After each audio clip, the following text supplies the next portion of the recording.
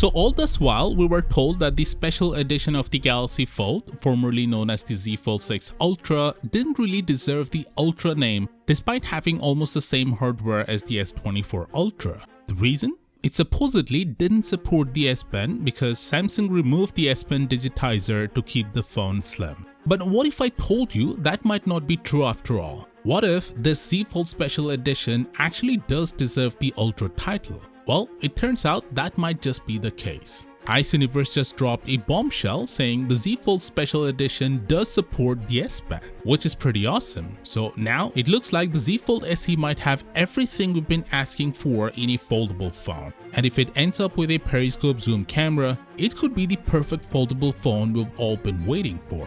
Now it's worth mentioning that it was Ross Young who first said the phone doesn't support the S Pen. Ross Young is the CEO of Display Supply Chain Consultants, and he isn't a random leaker on the internet.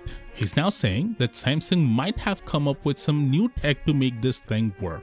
He's still sticking to his claim that the phone doesn't have the usual digitizer, so it seems Samsung might have found a different way to enable S Pen functionality. It sounds like Ross might be a bit uncertain. Maybe he got it wrong and is trying to cover his tracks, or maybe Samsung really has come up with a new way to make the S Pen work.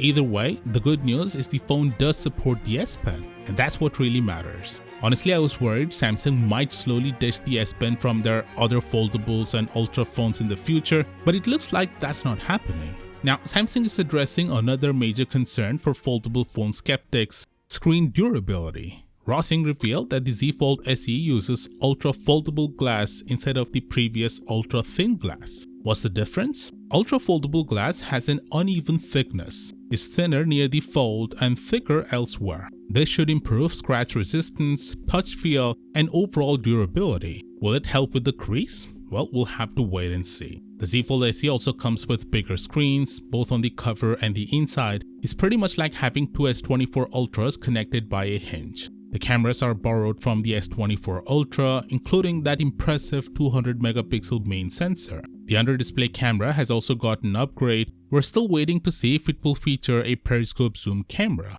It will also have a bigger battery, though we don't have the exact capacity yet.